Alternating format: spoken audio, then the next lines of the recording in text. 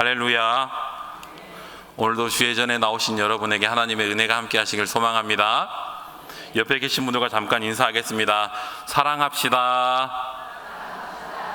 지나치지 맙시다. 여러분, 지나치지 않는 삶을 사시기를 바랍니다.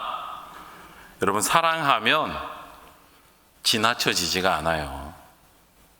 사랑하면 결코 지나쳐지지가 않습니다.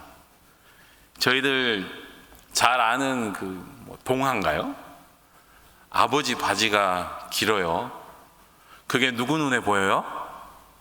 부인 눈에도 보이고 딸들 눈에도 보여요.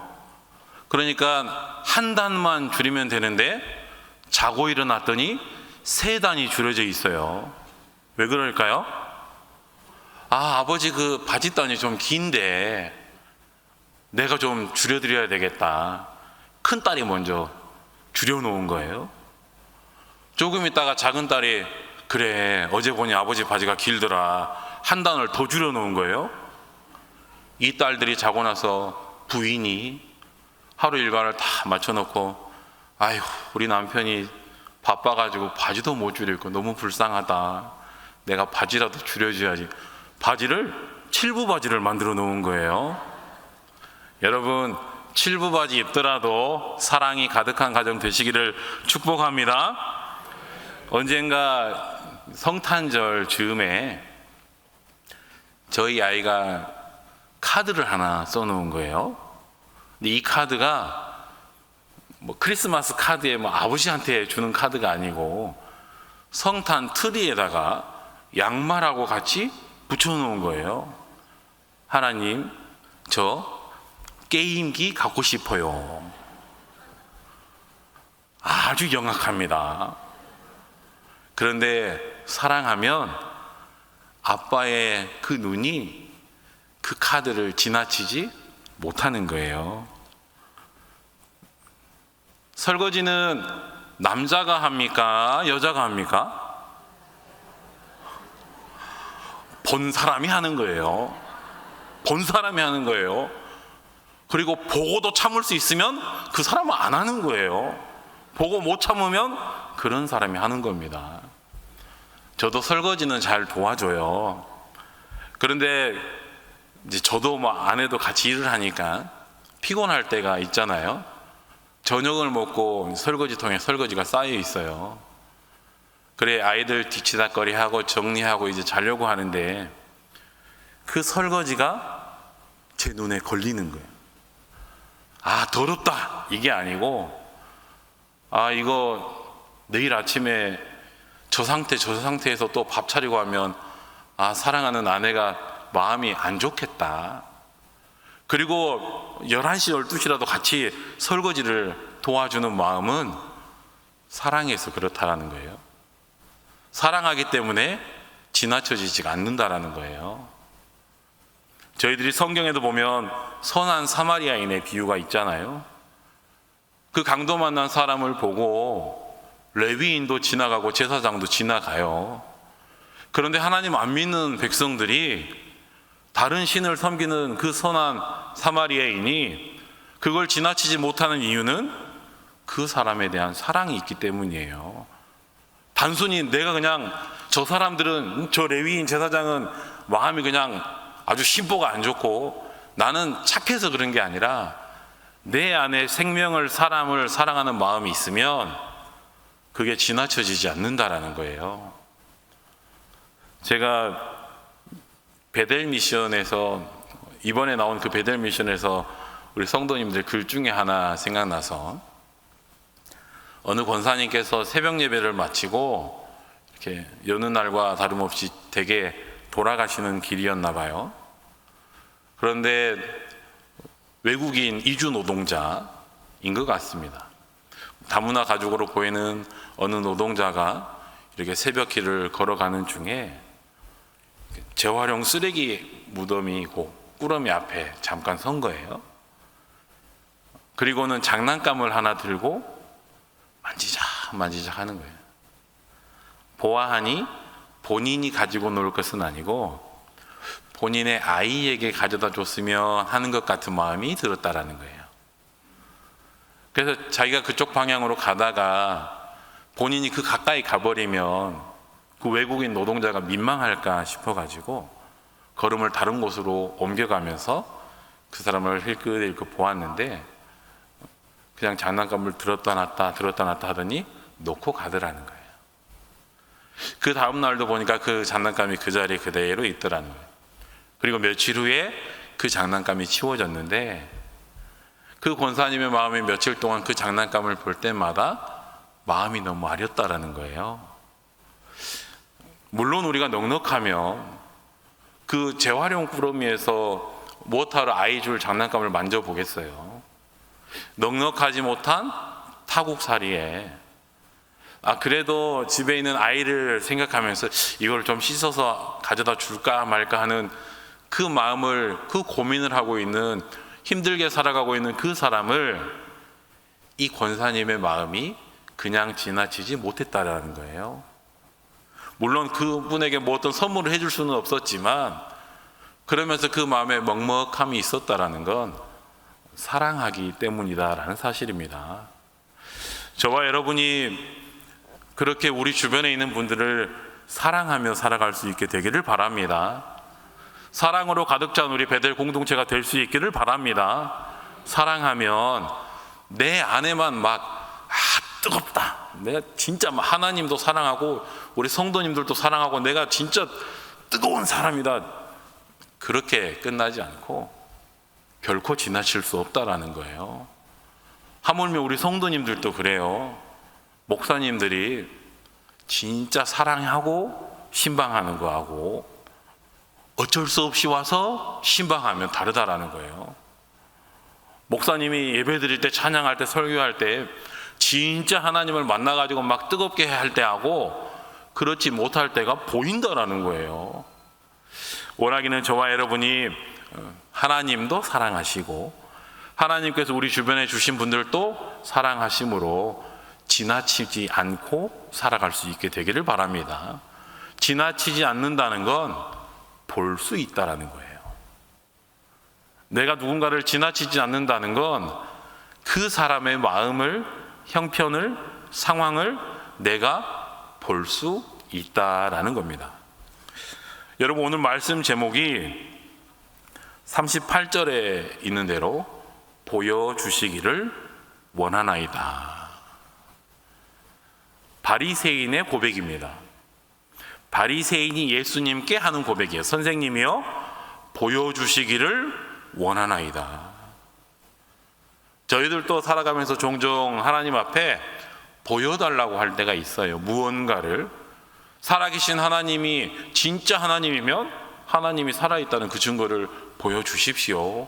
혹시 하나님이 나를 사랑하시면 나를 사랑하는 그 증거를 보여주십시오. 그런데 저희들이 가만히 저희들의 삶을 돌아보면 보여줘봐 이렇게 이야기를 할 때 우리 가운데 두 가지 마음이 있어요. 하나는 내가 진짜 믿고 싶은데 믿고 싶으니까 보여달라는 분들이 있어요. 믿고 싶으니까 그 사실을 나한테 한번 보여줘 봐라고 하는 경우가 있습니다. 그래서 내가 그걸 보고서라도 정말로 믿고 싶다라는 거예요. 두 번째는 믿기 싫다는 거예요. 안 믿겨진다는 거예요. 네가 뭐라 해도 그 말이 안 믿어진다라는 거예요. 그때 보여줘봐 하는 거예요.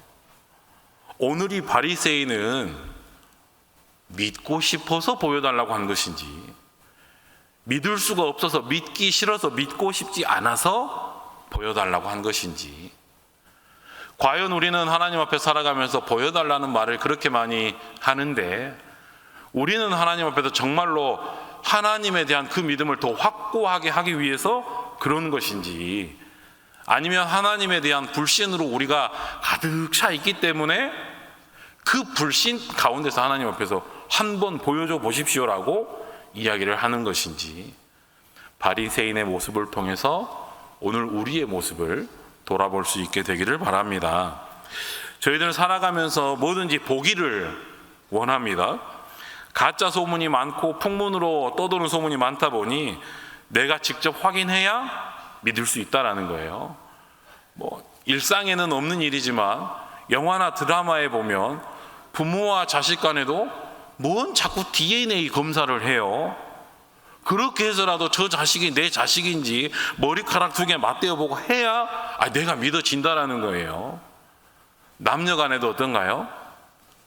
사랑해. 사랑해. 안 달콤한가요? 말로 안 된다는 거예요. 말로 안 된다는 거예요. 그 뭐 하라는 겁니까? 편지 한 통이든 장미 100송이든 학 1000마리든 뭘 갖고 와서 이야기를 해야 내가 보고서 믿을 수가 있지. 그러니까 우리 결혼하면 예물 하잖아요. 금으로도 하고 다이아몬드로도 하고. 그걸 왜 하는 건가?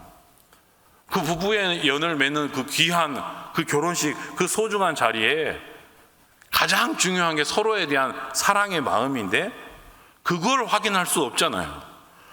말로는 100번이고 1000번이고 여기 있는 다 하잖아요. 남성분들도 다 해가지고 꼬셔가지고 이렇게 살고 있는데 그 소중한 사랑의 마음을 확인할 길이 없는 거예요. 그러니까 제일 귀한 금, 변하지 않는 다이아몬드, 그거 가져다가 손가락에 끼워주면서 너를 향한 내 마음이 이 금보다 귀하다고, 너를 향한 나의 일편단심이 이 다이아몬드처럼 변하지 않을 거라고, 내 마음이 변하는 것보다 그 다이아몬드 녹아 없어지는 게 빠를 거라고. 그래서 우리가 그 예물 반지 서로 나눠주면서 살아가면서 힘들고 어렵고 혹시 저 사람에 대한 어떤 나의 사랑이 의심될 때, 혹은 나에 대한 저 사람의 사랑의 확신이 내 안에서 무뎌질 때, 그 변하지 않는 반지 보면서 그래, 우리 사랑하는 남편이 30년 전에 50년 전에 나한테 이거 주면서 말했는데 변하지 않을 거야. 그렇게 살아가라는 거죠. 그런데 언젠가 저희 부부에게도 이와 비슷한 일이 한 번 있었어요. 저희가 이제 결혼한 지 한 14, 15년째 되어 가는데, 결혼하고 얼마 안 됐을 때 왜 그렇게 그 신혼부부들은 철이 없는지 몰라요. 열심히 사역하고 있는 남편 목사, 이제 막 부목사 하고 있는 목사한테 결혼하기 전에는 손에 물 한 방울도 안 묻히게 해준다면서, 이 세상에서 제일 부유하게는 못 살아도 이 세상에서 가장 행복하게는 해준다고 해놓고선 당신의 그 선택을 후회하지 않게 해주겠다고 그렇게 이야기를 해놓고선 세상에 이게 뭐냐고, 교회만 가면 전화도 안 받고 하루 종일 연락도 없고 집에 있는 사람이 밥을 먹었는지 안 먹었는지도 모르고 실컷 밥 차려놓으면 자기는 신방 가서 저녁까지 다 먹고 와가지고 배불러 죽겠다고 이러려고 결혼했냐는 거예요. 이 철없는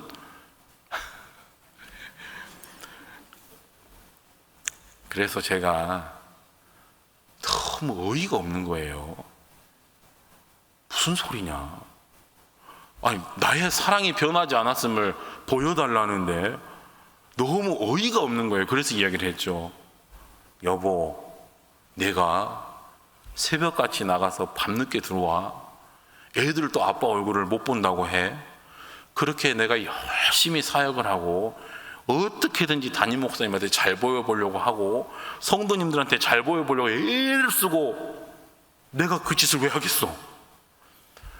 당신을 사랑하기 때문에, 우리 아이들을 사랑하기 때문에, 내가 그렇지 않으면 나도 그냥 부목사 대충 던져버리고 가서 한 일주일에 한 이틀 노가리 알바 하면서 맨날 아이들하고 시간 보내고 부인하고 같이 밥 먹고, 그러면 우리는 생활비는 누가 대고 누가 그거 다 책임이 지느냐고. 나도 당신이랑 쉬고 싶고, 나도 월요일마다 여행 다니고 싶고, 그렇지만 나도 아이들하고 맨날 놀고 싶지만 그렇지 못하고 나가서 쇠가 빠지게 일을 하는 게 다 당신과 아이들을 사랑하기 때문인데 이 이상 내가 더 어떻게 설명하느냐고.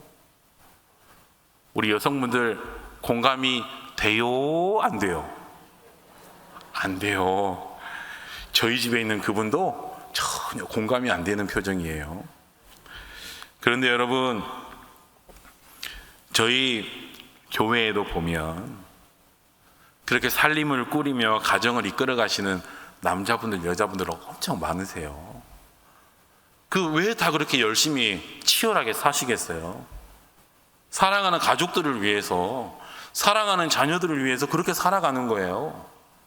나 혼자 잘 먹고 잘 살자고, 내 혼자 점심에도 신방 가가지고 맛있는 거 먹고 저녁에도 막 고기 먹고, 나 부목사 하니까 진짜 좋다, 집안에 있는 부인이랑 애들 걱정이 전혀 안 된다, 이런 마음이 아니고, 그렇게 열심히라도 내가 사역을 하는 이유는 집에 있는 처자식들을 생각하기 위함이고, 그래서 나도 하나님 앞에 더 합당하게 쓰임받는 종으로 쓰임받기 위함이고, 그게 다 가족들을 사랑하기 때문인데 저희들만 그러겠어요? 여기 계신 수많은 성도님들이 새벽에 별 보고 출근하셨다가 밤에 달 보고 퇴근하시고, 사랑하는 자녀들 얼굴도 제대로 못 보고 그랬는데 어느덧 시집장가 간다 그래가지고 그렇게 다 자녀들 사랑으로 키우셨잖아요.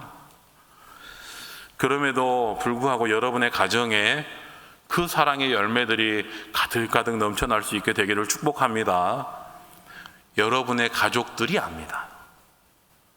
나중에 지나고 보면, 아까도 말씀드린 대로 사랑하면 지나치지 않는다 그랬잖아요. 나중에 철이 들고 돌아보면 다 알아요. 그때 우리 아버지가, 우리 남편이, 아내가, 우리 어머니가 그때 나를 위해서 그렇게 애쓰고 수고하셨구나, 다 안다라는 사실이에요. 저와 여러분의 가정이 그렇게 하나님께서 주신 사랑으로 가득가득 채워져 갈 수 있게 되기를 바랍니다.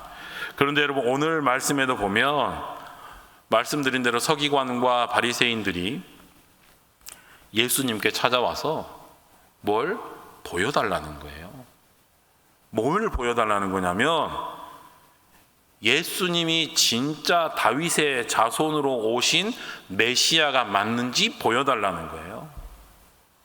그런데 이건 우리같이 열심히 신앙생활을 하는 이들이, 그래 내가 예수 그리스도를 믿지, 예수님이 하나님의 자녀임을 믿지, 나를 구원하시기 위해 이 땅에 오신 분이심을 내가 믿지, 그렇게 살아가다가 종종 흔들리고 넘어져서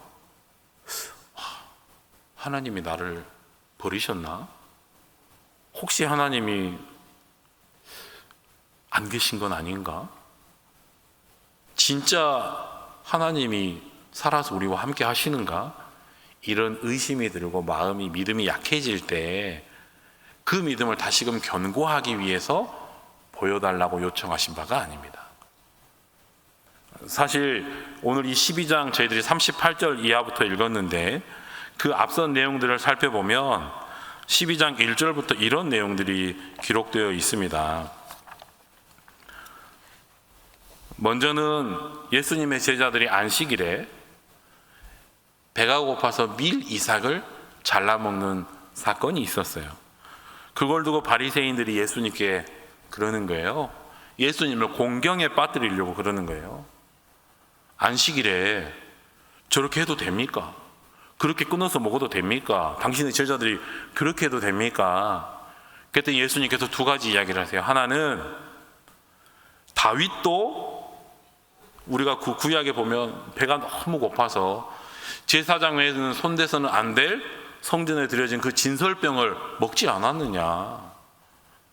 그리고 안식일에 제사장이 성전 안에서 안식을 범하는 것, 안식일에 제사장이 이 성전 안에서 안식을 범하는 것은 죄가 아니다라는 거예요. 그걸 네가 모르느냐. 하물며 예수님이 성전보다 더 큰 이다라는 거예요. 예수님이 성전보다 더 큰 사람인데 그 성전 안에서 제사장들이 안식을 범하는 건 문제가 아닌데 나와 같이 있는 저 제자들이 그 미리상을 먹는 게 무슨 죄가 되느냐. 그리고 예수님께서 회당이 있는 곳으로 자리를 옮기셨습니다.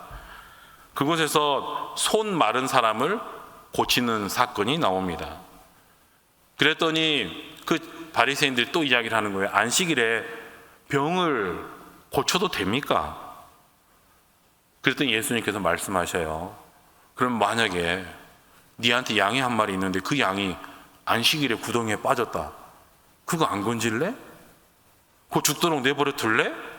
그거 건져낼 거 아니냐. 하물며 사람보다 양보다 사람이 얼마나 더 귀하냐. 사람 고치는 거 당연한 거지 무슨 소리냐. 그리고 예수님께서 귀신 들려서 눈이 멀고 말을 못하는 사람들을 고쳐주는 사건이 있습니다.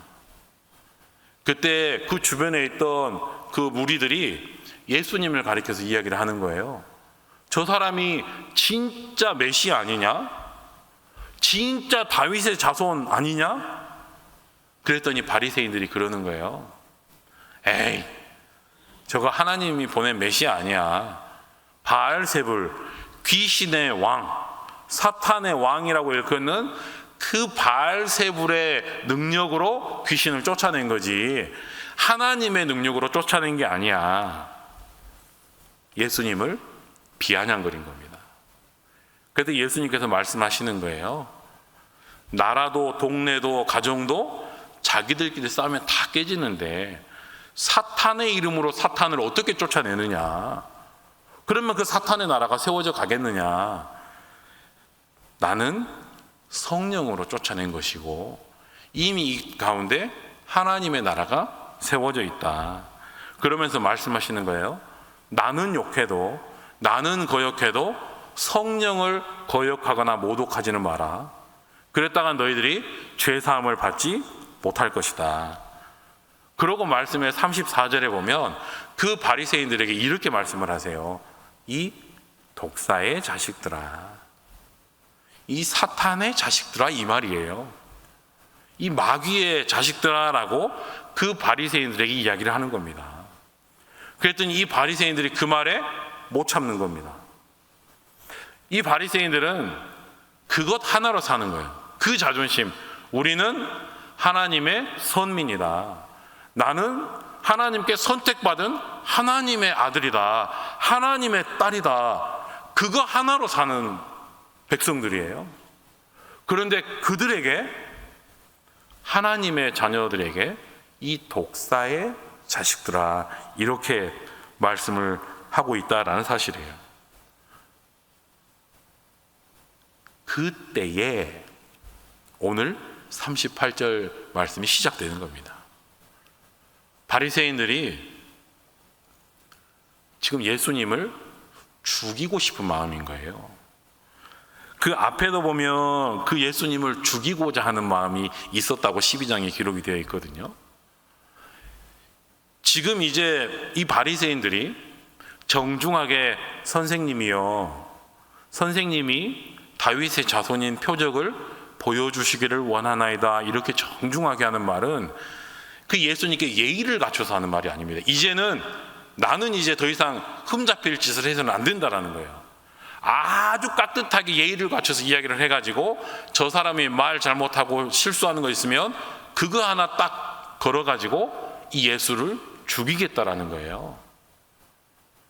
당신이 메시아인 표적을 보여달라, 이 말은 못 믿겠다라는 겁니다. 그러니까 막 예수님도 이 바리새인들에게 막 지금 분노가 막 가득 차 있고 그러면서 말씀하시는 거예요. 너희들이 악하다.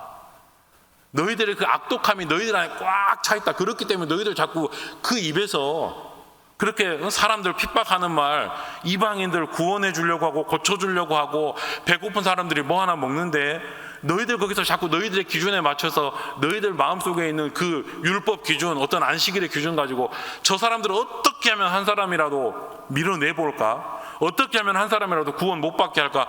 지금 너희들 그렇게 하고 있지 않느냐? 하물며 사람들이 보고 나를 다윗의 자손 메시아라고 하는데 너희들 보면서도 내가 지금 숱하게 보여줬음에도 불구하고 끝까지 나를 그렇게 모독하고 모욕하고 그렇게 하느냐.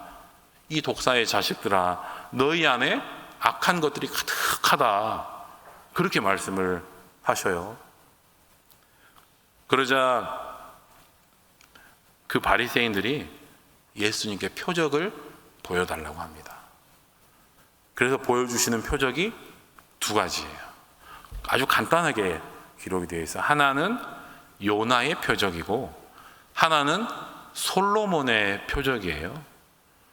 요나서를 통해서 저희들이 생각해 볼 수 있는 건 하나님께서 이 요나에게 아수르, 이스라엘을 공격하고 핍박하는 그 아수르 민족, 그 민족의 수도 가장 큰 니느웨에 가서 회개를 선포하라고 하셨잖아요. 그런데 이 요나가 그들이 회개하는 게 싫은 거예요. 그리고 그들이 회개했다간 하나님께서 그들을 용서하실 것 같아. 그게 싫은 겁니다. 그래서 이 요나가 반대 방향으로 가는 배를 타죠. 그러다가 예수님께서 풍랑을 주시고 그가 바다에 던져지고 그가 물고기 뱃속에 3일간을, 그곳에서 이 요나가 고백해요. 내가 그곳에서 수호를 경험했다. 내가 그곳에서 죽음과 지옥을 경험했다라고 요나가 이야기를 합니다. 그 요나의 표적, 예수님도 나중에 이 땅에 이 백성들을 구원하시기 위해 십자가에 못 박혀 달려 돌아가실 텐데 그 3일 동안 땅 속에 묻혀 있을 것이다. 그 이야기를 하십니다. 그리고 두 번째 이야기로 솔로몬에 대한 이야기를 하셔요. 저희들이 너무나 잘 알고 있는 솔로몬의 재판, 두 여인이 한 아이를 가지고 와서 서로가 자기 아이라는 거예요. 내가 자고 일어나 보니까 내 품에 죽은 아이가 있는데 이 아이가 제 아이가 아닙니다. 그런데 며칠 전에 아이를 낳은 저 집에 보니 저 아이가 제 아이인데 저 여인이 바꿔치기를 했습니다. 막 그렇게 싸우고 있을 때 예수님께서 좋다, 아이를 반으로 갈라버려라. 똑같이 갈라서 하나씩 줘라. 가짜 엄마는 좋다고 그러라고 하고 진짜 엄마는 마음이 불붙는 것 같았다. 그래서 그 아이에게 칼을 대지 말고 그 아이를 그냥 저 가짜 엄마에게 주십시오. 이 재판이에요. 이 재판의 이야기가 주변에 많이 퍼졌잖아요. 그래서 멀리 땅끝에 그 스바의 민족의 여왕이 그 솔로몬의 지혜를 보고 듣기 위해서 찾아왔다라는 이야기예요. 그 두 가지 표적을 말씀하고 있습니다. 그러면 저희는 그 두 가지 표적을 통해서 예수님께서 말씀하시는 그 예수님이 메시아라는 그 표적이 무슨 의미인가, 우리가 그냥 일반적으로 생각해 보면 요나의 표적이라는 건 하나님의 사랑이겠죠.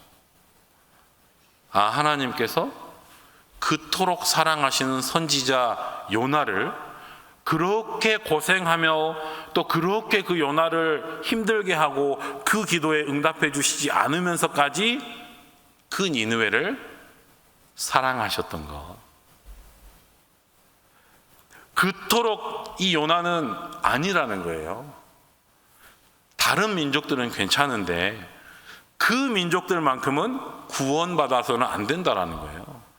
회개해서는 안 된다라는 거예요. 그 이미 아수르 니느웨 민족의 악독함이 내 귀에 상달되었다고 하나님께서 말씀하셨거든요. 그러니까 그들 이참에 하나님 싹 쓸어버리셔야 됩니다. 못 가겠다라는 거예요. 우리가 쉽게 넘어가지만 그때 그 요나의 심정이 어땠을까? 그렇게 본인이 간구하고 그래서 반대 방향으로까지 숨어서 가고 그 배 밑에 아래까지 내려가는데 그럼에도 불구하고 결국 하나님의 뜻을 이루어 가시고 그 요나를 바다에까지 빠뜨리시고 물고기 뱃속에까지 넣으시고 결국에는 그 땅으로 보내시고 그 하나님을 모르는 아수르 민족, 이스라엘 백성들을 오랫동안 핍박했던 그 아수르 민족도 하나님께서는 구원하시기를 원하신다. 그리고 이 요나가 사흘 길을 걸어야 하는 그 니느웨 성읍에서 단 하루 대충 선포한 거예요. 하나님의 말씀을, 하나님의 심판을 대충 선포한 겁니다. 그런데 그 니느웨 백성들이, 왕부터 모든 백성들까지 다 그 이야기를 듣고 회개한 거예요. 그 백성들이 와서 오늘 너희 바리새인들을 책망할 거다. 그렇게 대충 요나가 대충 선포하고도 그 온 백성들이 다 그 말씀을 들었는데, 하물며 내가 하나님의 아들로 이 땅에 와서 너희들에게 얼마나 많은 말씀을 전했고 얼마나 많은 표적을 다 보여줬는데 그럼에도 불구하고 너희들 하나님의 말씀을 듣지 못하느냐? 그 니느웨 백성들이 와서 너희를 책망할 거다라는 거예요. 두 번째, 솔로몬의 재편 이야기. 하나님을 알지 못하는 그 스바 여왕, 하나님에 대해서 어떤 마음을 갖고 있었는지 저희들이 정확히 알 수 없지만 하나님을 믿는 민족은 아닙니다. 그렇지만 그 스바 여왕이 와서 그 솔로몬에게 그렇게 이야기를 하는 거예요. 그 훌륭하신 하나님, 그 위대하신 하나님, 그 지혜의 하나님이 진짜 하나님인 것 같다. 그 하나님께서 너희들을 통해서 영광 받기를 원하시는구나. 하나님을 모르는 백성들도 그 솔로몬의 지혜의 이야기들을 듣고 그 진리의 말씀들을 듣기 위해서 찾아온다라는 거예요. 그런데 그 스바 여왕이 너희들을 책망할 거다라는 거예요. 하나님을 모르는 사람도, 몰랐던 사람도 그 하나님께서 역사하시는 이야기를 전에 듣고, 아, 하나님이 진짜 살아계시는구나, 이스라엘의 하나님이 진짜 살아계시는구나, 너희들이 믿는 하나님이 진짜 하나님인 것 같다, 그 하나님을 찬양한다.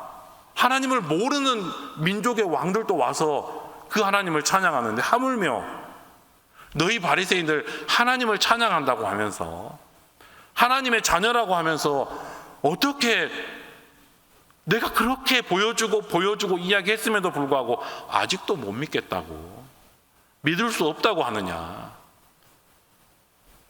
또 한 가지는 이 요나의 이야기와 솔로몬의 이야기에 공통점이 하나 있습니다. 그것은 하나님을 모르는 이방인에 대한 구원이에요.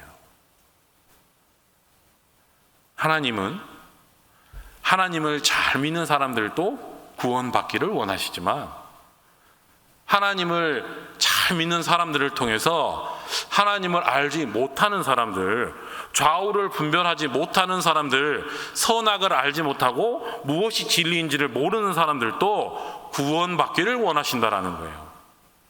그래서 요나의 이야기에도 보면 그 요나를 통해서 어찌됐건 좌우를 분별하지 못하는 니느웨 백성들이 구원을 받게 되고, 이 솔로몬의 이야기를 보면 그 솔로몬의 스바 그 민족 외에도 많은 민족들이 그 솔로몬의 지혜를 보고 듣고 하기 위해서 이스라엘로 찾아옵니다. 그리고 하나님의 말씀들을, 하나님의 이야기들을 듣게 된다라는 거예요. 하나님은 그토록 이방인들을 구원하기를 원하신다라는 거예요. 그런데 오늘 12장에 보는 이 바리새인들이 어떻게 행동합니까? 우리 외에는 구원을 받아서는 안 된다라는 거예요. 하나님, 예수님, 저 미리삽 주일날 꺾어 먹어도 됩니까? 주일날 병 고쳐줘도 됩니까? 병 고침 받으려고 나오는 거 말이 됩니까? 주일날 장로님이 가게 문 열면 됩니까? 권사님이 1부 예배 드리고 2부에 일하러 가면 됩니까? 바리새인의 믿음이 그랬다라는 사실이에요. 바리새인은 끊임없이 계속해서 병 고치는 거 잘못됐다, 안식일에 뭐 하는 거 잘못됐다, 율법에 뭐가 어긋났다, 이 말은 그 이스라엘 백성들이 잘못하고 있는 것 똑바로 가르쳐서 그들이 다 같이 구원받게 하자는 게 아니에요. 그 사람들은 구원받을 자격이 없다는 이야기를 하고 있는 거예요. 그 율법을 모르는 사람을, 안식일의 율례를 모르는 사람들, 그 사람들은 하나님께서 구원하시면 안 된다라는 거예요. 하물며 예수 그리스도라고 하는 당신도 진짜가 아니다라는 거예요. 하나님께서는 요나와 솔로몬의 이야기를 통해서 보여주세요. 나는 그들까지도 사랑하기를 원한다. 그런데 이 바리새인들은 계속해서 그 안에 자기 믿음에 갇혀서, 내가 정해놓은 그 믿음의 그 규격 안에 갇혀서 안 된다, 안 된다. 하나님은 끊임없이 보여주심에도 불구하고 안 보입니다, 안 보입니다라는 거예요. 보고도 모르겠습니다라는 거예요. 이게 바리새인이에요. 다른 게 바리새인이 아니라 보고도 보지 못하면 그게 바리새인이라는 거예요. 보고도 깨닫지 못하면 그게 바리새인이라는 겁니다. 그러고도 더 보여달라고 하면 그게 바리새인이라는 거예요. 그런데 우리가 그럴 수 있어요. 우리의 신앙이 너무 얕아서, 내 믿음의 깊이가 너무 깊지 않아서 하나님이 보여주심에도 못 볼 수가 있어요. 혹은 나의 어떤 신앙의 지식이 부족해서 하나님께서 보여주심에도 깨닫지 못할 때가 있어요. 오늘 하나님은 그런 사람들을, 예수님은 책망하시는 게 아니에요. 이미 다 알고 있고 이미 다 보았지만 내 믿음에 갇혀가지고, 내가 생각하는 그 하나님이 있거든요. 내가 생각하는 그 예수님이 있어요. 그래서 세례 요한도 보면 11장에 그런 이야기를 해요. 이 세례 요한이 어떤 사람이냐면 예수님의 오실 길을 예비했던 사람이에요. 다니면서 어린 양에 짊어지고 가는 그 예수님이 오실 거다, 나는 그분의 신발끈조차 감당하지 못할 거다, 나는 그분의 아주 작은 일조차 내가 감당할 수 없다, 그 대단한 분이 오신다라고 선포했던 사람이 세례 요한이에요. 그런데 이 세례 요한이 그런 이야기를 해요. 내가 예수님을 계속 믿는 것이 맞습니까? 아니면 다른 메시아를 기다려야 됩니까? 이 세례 요한이 그런 고백을 해요. 왜 그런 고백을 하느냐면, 지금 세례 요한이 감옥에 갇혀 있거든요. 이 세례 요한이 어떠한 일로 감옥에 갇혀 있어요. 억울하게 감옥에 갇혀 있습니다. 그러면 세례 요한이 생각하는 메시아는 그런 모습인 거예요. 이 세례 요한에게 와서 옥문을 열고 그를 건져주고 구원해주고, 그런데 예수님께서 아무런 조치를 하지 않으세요. 물론 세례 요한이 그 고백을 하고도 다시 믿음의 모습으로 돌아오지만 저희들도 그럴 때가 너무나 많이 있다라는 거예요. 하나님께서 다 보여주셨음에도 불구하고, 이미 다 더 이상 어찌할 수 없도록 보여주셨음에도 불구하고, 하나님 더 보여주십시오, 그걸로 부족합니다, 더 보여주십시오. 그래서 예수님께서 바리새인들에게는 그 두 가지 표적만 주셨는데 저희에게는 한 가지 표적을 더 주셨어요.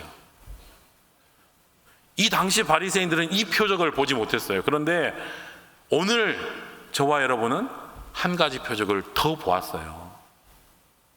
그게 무엇이냐면 십자가입니다.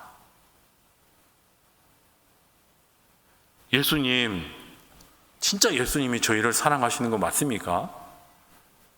진짜 예수님이 우리를 구원하려고 이 땅에 오신 건 맞습니까? 진짜 하나님의 아들 맞습니까? 우리를 구원하실 수 있습니까? 우리를 진짜 사랑하십니까? 우리가 그렇게 물을 때에 하루 종일 나가서 힘들게 일하는 그 가장이 자신의 삶으로 그 사랑을 증명하는 것처럼 예수님께서 십자가에 달려 돌아가시는 것, 죽기까지 한 그 이상으로 뭘 더 보여주시겠느냐고요. 이미 예수님은 우리에게 다 보여주셨어요. 이제는 예수님께서 보여주신 그 믿음의 표적들 앞에서 우리의 믿음을 확고히 세워갈 때인 줄 믿습니다. 그리고 이렇게 고백하기를 원합니다. 따라해 볼까요? 주님, 보여드리기를 원하나이다. 선생님, 보여주시기를 원합니다. 더 보여주십시오. 더 보여주십시오. 예수님의 살아있다는 증거 더 보여주십시오가 아니라 이제는 그 예수님을 향한 우리의 이 믿음을 보여드리기를 원합니다. 어떻게 보여드릴까요? 교회 오는 발걸음이 즐거우면 그걸로 보여드리는 거죠. 금요일 저녁부터 입맛이 돌아요. 토요일 저녁만 되면 막 콧소리가 나와요. 주일 예배 드릴 것 때문에 그렇게 보여드리는 거죠. 저희 교회 어느 집사님 매주 서울에서 광주 베들교회까지 와서 예배를 드리세요. 출장을 서울로 가시는 게 아니라 집이 서울이에요. 교통비만 따져도 이거 뭐 돈이 얼마예요. 그래서 제가 몇 번이나 참 너무 감사한데 목사 입장에서 참 면목이 없습니다. 그랬더니 아니라는 거예요. 본인은 그렇게 하고 오는 발걸음이 하나도 힘들지 않다는 거예요. 4시간씩 버스를 타고 8시간씩 왕복을 해도 하나도 불편하지가 않다는 거예요. 오히려 그렇게 와서 이곳에서 예배를 드리고 찬양하면 그 힘으로 일주일을 올라가서 산다는 거예요. 여러분, 우리의 믿음을 그렇게 보여드릴 수 있게 되기를 축복합니다. 지난 6개월 우리의 삶을 돌아보자고요. 2025년 올 한 해는 어떻게 살아가나, 막 여기도 전쟁, 저기도 전쟁, 여기도 테러, 힘들다 어떻게 살아가나 하면서 시작했는데 벌써 그 절반을 지나왔어요. 그 절반의 시간을 돌아오면서 저희들이 그래요. 하나님, 지난 6개월 돌아보니 이게 좀 아쉽습니다. 저희 아이가 그때는 승진할 줄 알았는데, 그때는 잘 될 줄 알았는데, 이번에는 될 줄 알았는데 안 되네요. 우리의 삶 가운데 있는 부족한 것, 불평스러운 것 바라보지 마시고 그 주님 앞에, 주님이 지난 6개월 동안 저에게 이런 것도 보여주셨군요. 이렇게도 예수님이 저를 사랑하시는 흔적을 보여주셨군요. 예수님이 진짜 그리스도라는 사실을 저에게 이렇게 많이 보여주셨네요. 저희 아이들에게도 보여주셨네요. 하나님께서 보여주신 것들을 헤아릴 수 있는 6개월이 될 수 있기를 바랍니다. 그리고 남은 6개월 그 주님 앞에 우리의 것을 보여드리는, 우리의 그 믿음을, 하나님을 향해 있는 우리의 그 견고한 믿음을, 사명을 보여드릴 수 있는 저와 여러분이 될 수 있기를 원합니다. 그를 통해서 저와 여러분의 가정이 더욱 견고하게, 우리 교회가 더욱 견고하게, 힘든 상황이지만 이 대한민국이 더욱 견고하게 하나님의 은혜 안에 세워져 가는 또한 하반기의 삶이 될 수 있기를 주님의 이름으로 간절히 축원합니다. 기도하겠습니다. 하나님 아버지, 지난 6개월의 시간도 되돌아보면 참으로 힘겨운 시간이었지만, 그럼에도 불구하고 그 속에서 저희들 불평하고 원망하며 낙심하고 좌절하지 않게 하시고, 그 속에서도 삶의 자리를 지키며 믿음의 자리를 지키며 맡겨주신 삶의 본분들을 감당할 수 있도록 지켜주셨음에 감사를 드립니다. 그런 하나님, 그 시간들 또한 저희들의 힘과 실력과 철저한 준비로서가 아니라 그 모든 시간 다 하나님의 은혜 안에서 하루하루 지내오고 견뎌왔음을 고백합니다. 하나님의 은혜로 주어진 하루하루의 소중한 시간들 허비하며 살아가지 않도록 도와주시고, 예수님께서 보여주신 그 믿음의 여정을 따라 걸어가게 하여 주옵소서. 하나님, 특별히 간구하옵기는 저희들 지금까지는 오늘 말씀의 이 바리새인들처럼 힘들고 어려울 때마다 하나님 보여주십시오, 하나님이 살아계시다는 표적을 보여주십시오, 저희와 함께 하신다는 증거를 보여주십시오, 하나님이 진짜 하나님이라고 믿을 수 있도록 뭔가 확실한 것을 보여주십시오, 이렇게 하나님을 불신했던 모습에서 돌아서게 하여 주시고, 이제는 그 하나님을 향한 견고한 믿음 위에 서게 하여 주옵소서. 그래서 이제는 저희들이 더 이상 보여주시기를 원합니다가 아니라 하나님께 보여드리기를 원합니다. 하나님, 이제는 저희들의 믿음을 보여드리기를 원합니다. 힘들고 어려운 삶의 자리에서도 하나님을 향한 저희의 믿음과 사랑을 보여드리는 베들의 공동체가 될 수 있도록 인도하여 주옵소서. 오늘 이 시간에도 하나님께서 보여주셨던 그 믿음의 표적을 바라보며 기억하게 하여 주시고, 남아있는 한 주간의 삶도, 언제 끝날지 모르는 답답한 세계의 전국도, 또한 우리에게 주어진 새로운 6개월 하반기의 시간들도 주님과 동행하며 평안과 감사를 누리는 은혜의 삶이 될 수 있도록 도와주옵소서. 감사드리며 예수님의 이름으로 기도하옵나이다. 아멘.